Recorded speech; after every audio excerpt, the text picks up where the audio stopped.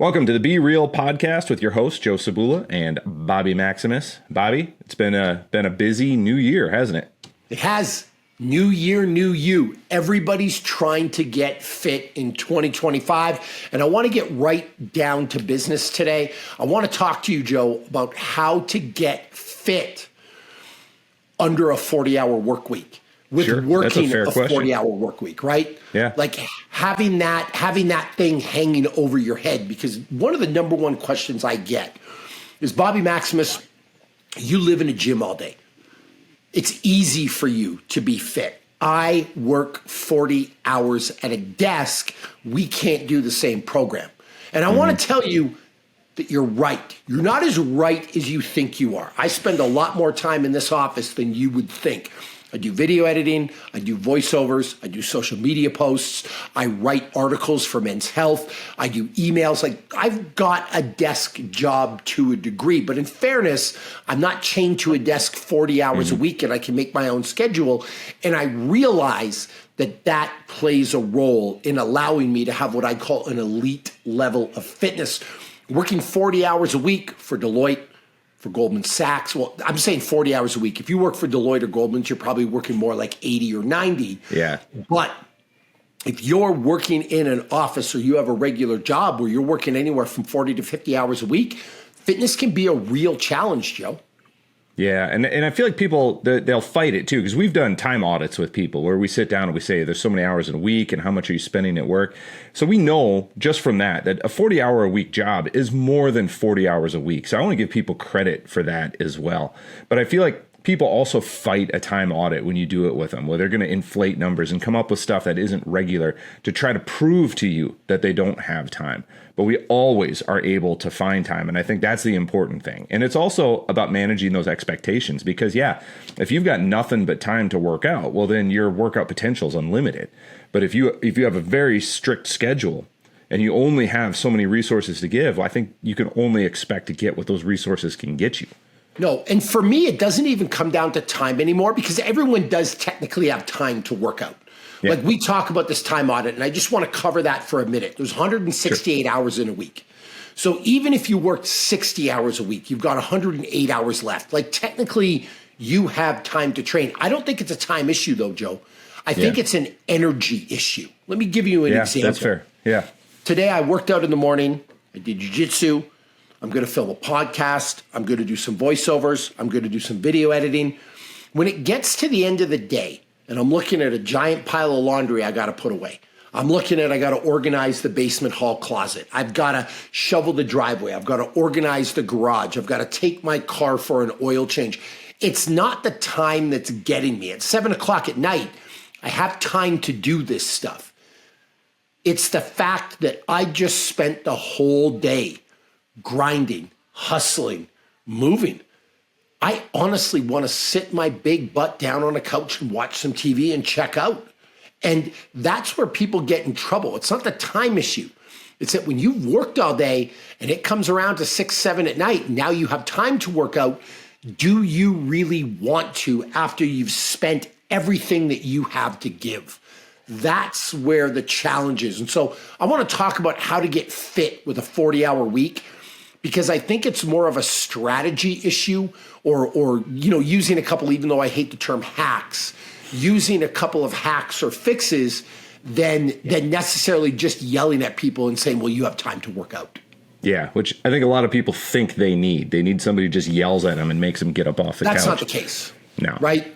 So first of all, I want to say, with a 40-hour work week, and we're going on a 40-hour work week, maybe you work 50, maybe you work 60, but the rules are the same. You made a good point to start the podcast.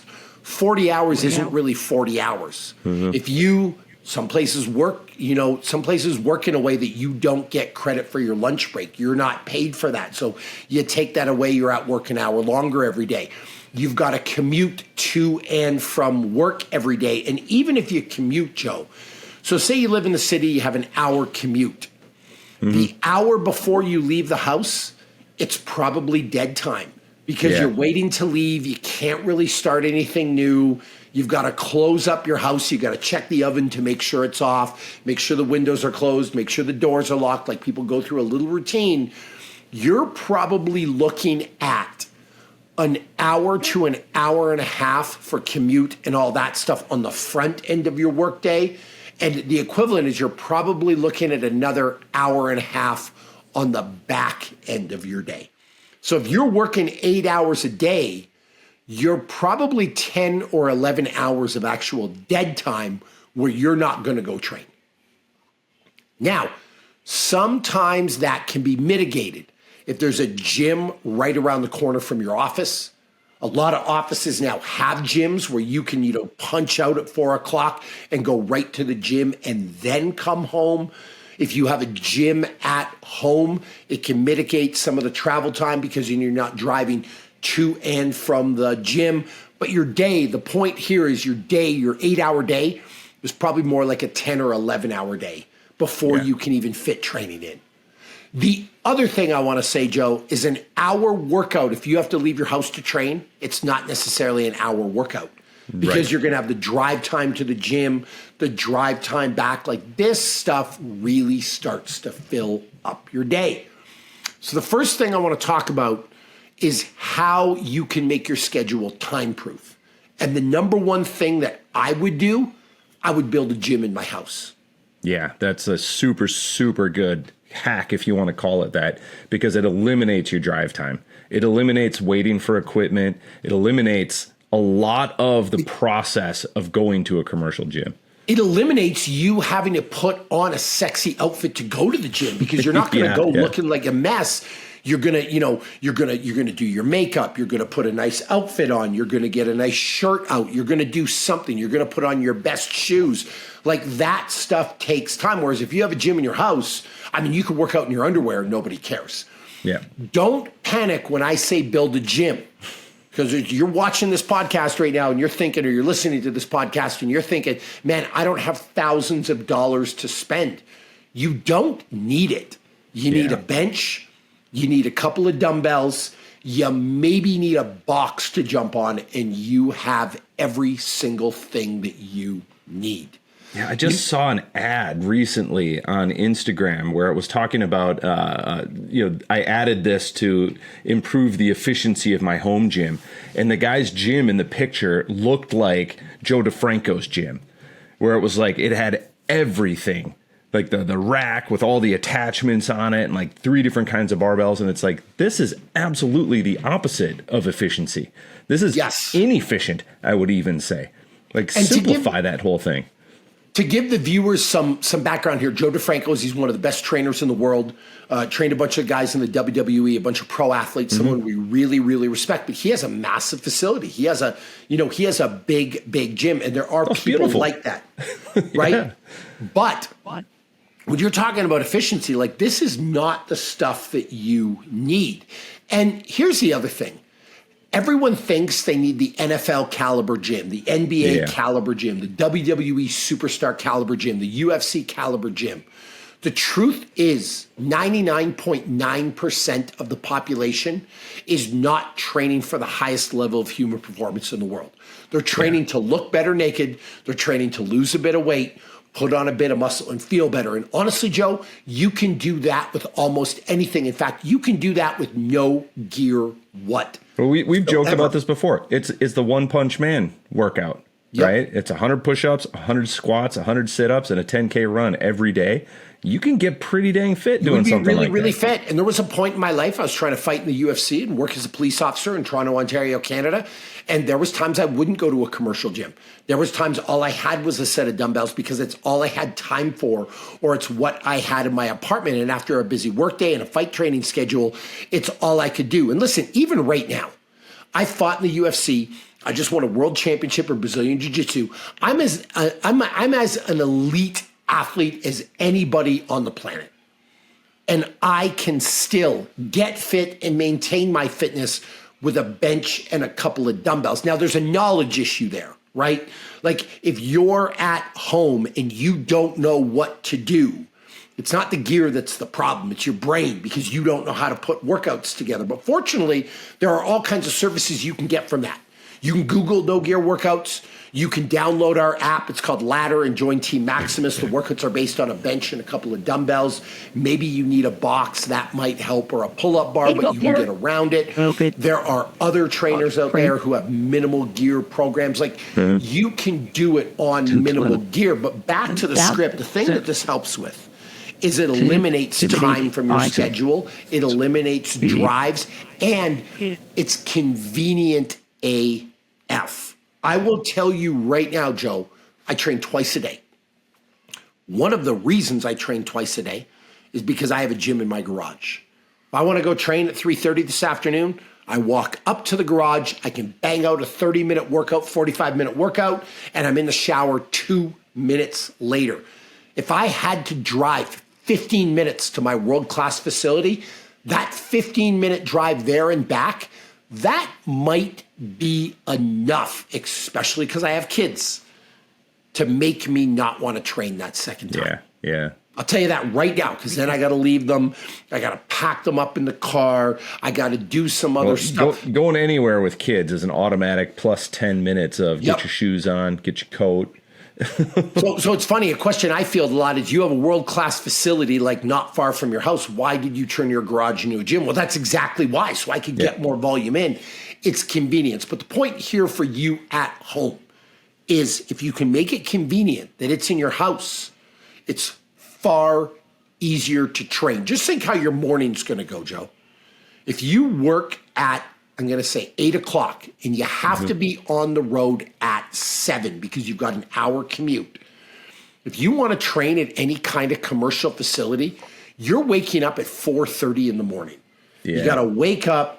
You got to get out the door. You got to drive there. You got to work out. You got to come back. You got to shower. There's all these things that you got to deal with.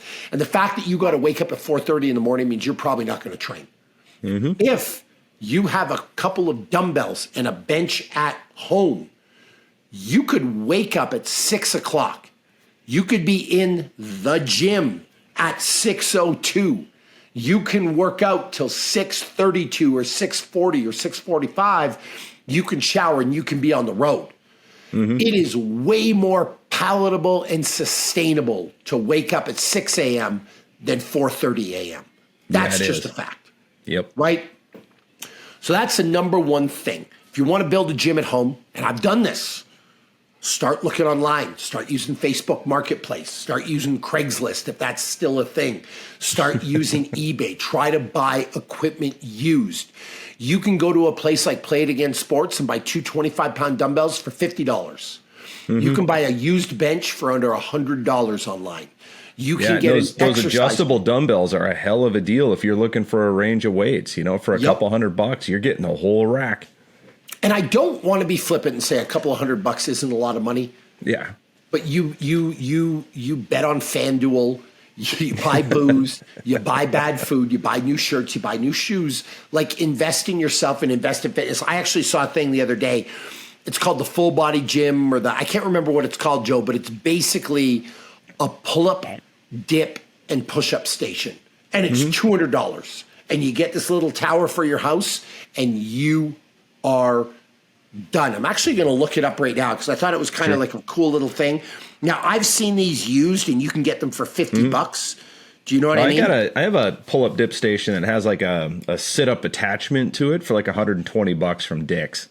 Like, that stuff is out there. And Facebook Marketplace is awesome because we know that a lot of people go all in on their fitness and then end up crashing out. And then they'll sell everything at a discount just to get rid of it to make space. So you can take advantage of other people's failure that way. Okay, let me see. And there are no shortage of like gimmick things too. Like, I remember who was the guy with the gazelle thing, right? Like, that was all you need is this little gazelle thing. Chuck Norris had a bunch of stuff out too. It's called the Fit Home Gym, Joe. There you go. And it's $200, and it's a little tower that you can put in your basement, and you are done. Now, you can buy it for $80 online, $90 online. Like, if you're handy, you could probably build something yourself. I built a pull-up dip thing in my backyard that's pretty awesome. It's just Minnesota, so it's cold. But let's go with the fancy one, right? Because you're not going to look online, and you don't know what you're looking for, and you don't know what the brands. But you spend $200, then you spend $50 on some dumbbells and $50 on a used bench for $300. You could have everything you ever need. So it doesn't have to be expensive, right?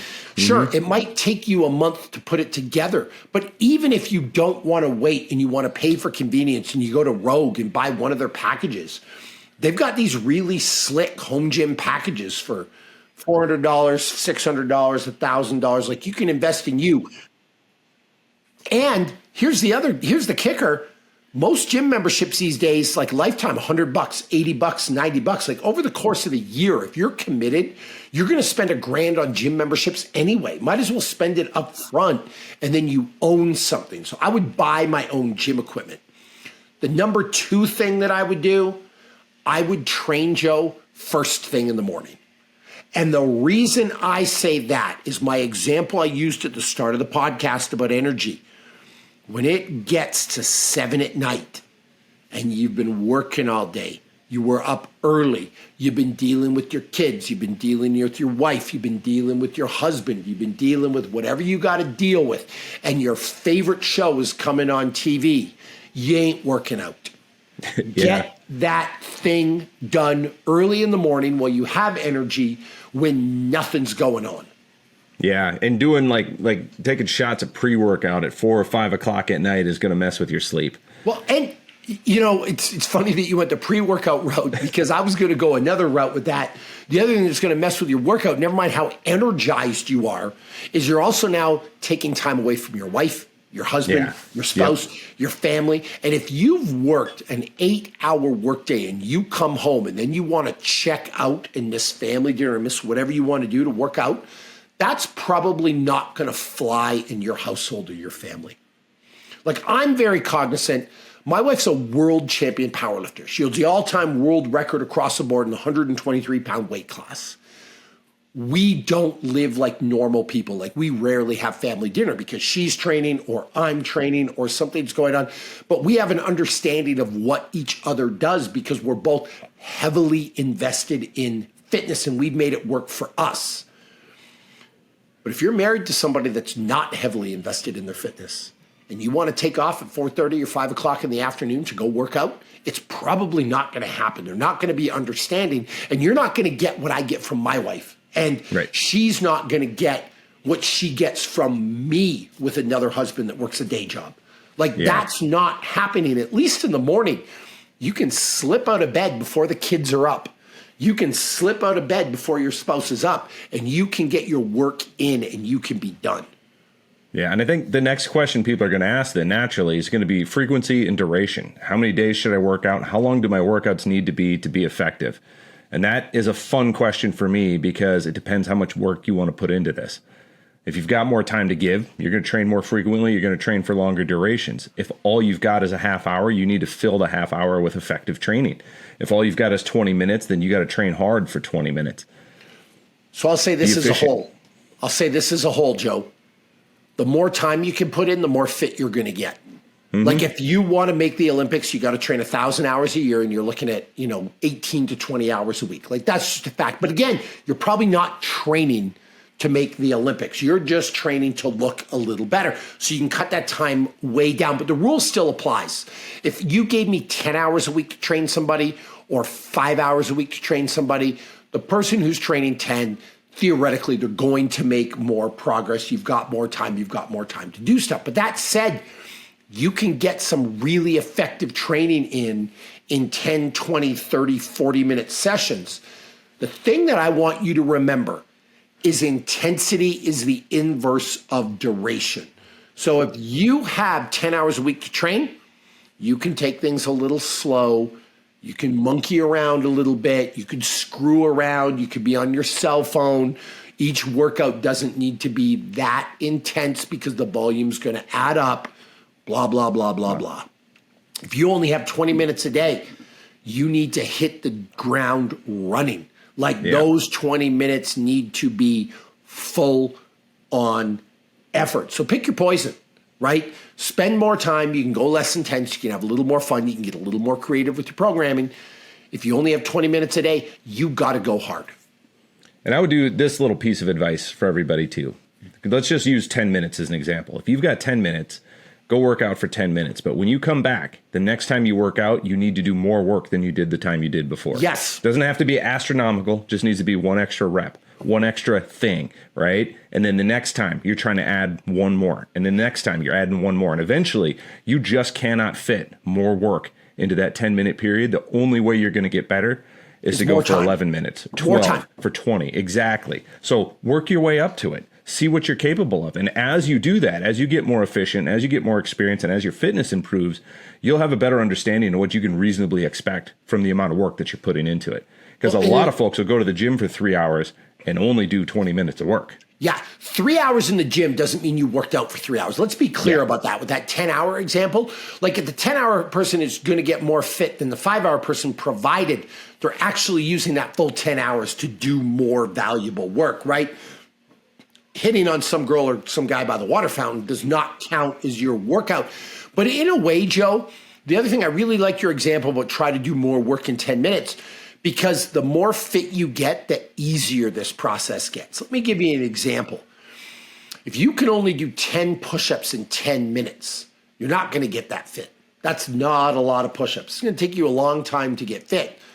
But then you're going to do 11, then you're going to do 12, then you're going to do 13, then you're going to do 14. Eventually, when you're doing 100 push-ups in 10 minutes, and on top of that, 100 squats in 10 minutes and 100 sit-ups in 10 minutes, when you can do 100 of each of those things in 10 minutes, you can get fit or actually stay fit in a very short period of time. If you could run a 5-minute mile, you could stay fit in 5 minutes a day. The problem is you don't just wake up doing a 5-minute mile. Like you had to start somewhere, right? A 20-minute mile, a 25-minute mile. But the good news, if you're listening to this, is the more fit you get, the more you could take advantage of short periods of time. What I would recommend is just focus on showing up. So like to review our tips a little bit, get a home gym, because you eliminate the drive time, you eliminate all the nonsense, you eliminate all the excuses. In fact, with the home gym, you can work out at home while you watch a movie or TV with your kids. Like if you have a bench and a couple of dumbbells, you could move those to the living room and get some sets and reps in while you watch whatever your kids watch, right? So get a home gym because it's going to make it way more convenient. It's going to cut all your excuses down. You don't have to choose between family and fitness. You don't have to choose between a commute and fitness. You're set. Number 2, work out in the morning because you probably have the energy and you have the drive. You're not going to do it later at night. Don't trust yourself to. You're going to fail. But then number 3, rather than focus on sets, reps, doing a certain thing in a certain structure, just book yourself 30 to 45 minutes a day and just try to get as much work done as possible. If you've got a workout app, our workouts are designed to be 40 minutes. And that might really, really work for you. And I will sell our program all day, every day. Team Maximus on the Ladder app. I think it's an incredible program. If you don't know what to do, that could be your answer. But if you didn't have access to that, just do a bunch of stuff for 40 minutes. Yeah. Like do some jumping jacks. One last piece of advice that I'm going to give is you got to show up every day. And that doesn't mean you got to train hard every day, but you don't have days where I'm working out Monday, Wednesday, Friday, and I'm doing fuck all on Tuesday and Thursday. You still show up on Tuesday, but maybe you spend 40 minutes doing stretches. Maybe you do 40 minutes of a walk. Just book yourself 40 minutes. And on your point to the everyday thing, another thing I want to bring up, Joe, is traditionally people work out Monday to Friday and they take Saturday and Sunday off. But the weekends are actually the easiest time to train because you don't have to drive to work. You don't have to just picture how this plays out with this example. To work out on a Thursday, you got to wake up at 5:30 or 6 a.m. and you got to go to the gym and then you got a whole work day. And on a Saturday, if you have the whole day off, you can sleep in, you can wake up at 8. Like chances are you can get a workout in. And I don't want to go too much more time on this, but one final tip. We've got You're going to get in the gym at home. You're going to work out in the morning. You're going to schedule 30 to 45 minutes in your calendar, and you're just going to do as much work as possible. But the fourth thing, Joe, is try to think of non-conventional ways to exercise. Because you got to live your life. The football playoffs, it's wild card weekend in the NFL, and then it's like another weekend, and it's all kinds of football games on Saturday and Sunday. How about during that football game, you just do some squats and lunges? How about during my kids started doing? I didn't tell you this yet. College mascots do it, where they do a push-up for every point that's scored. Yep. That's what my kids are doing now, watching football. Easy. Join them. There you go. Yeah, you can get some work in a non-conventional way. Now, is it the best workout you've ever had? Maybe not. But if you're sitting there and you're 30 pounds overweight and you got blood pressure problems and your resting heart rate is high and your cholesterol is bad and you don't know if you can walk a mile, let alone run a mile, you don't need some optimal program. Just doing some level of stretching, mobility, push-ups, sit-ups, lunges, like whatever during that TV show or during that game, it's going to pay dividends, especially by the end of the year. You do 100 push-ups while you're watching football every Sunday. At the end of the year, that's 5,200 extra push-ups, Joe. That's a lot of volume. And that's it. It really is that simple. You're looking for ways to reinvent the wheel. You're looking for your magic program. You're wondering how you're going to fit the gym into your busy day-to-day schedule and not end up divorced or with a bad relationship with your kids. Work out in the morning. Have your gym at home. Just do some work. It really is that simple, guys. Welcome. Not welcome. This has been another episode. See, I'm so excited I can't even talk, Joe. But there's been another. We keep saying we're going to try to keep these episodes short, but this was just like quick fire. There's just so much information here to cover. I don't think we could have done this in 10 minutes. No, and again, it is pretty simple. Like you just have to bite off on, get some gym equipment at home, work out in the morning, and show up for 30 minutes a day. Like you can do that, you're going to be good.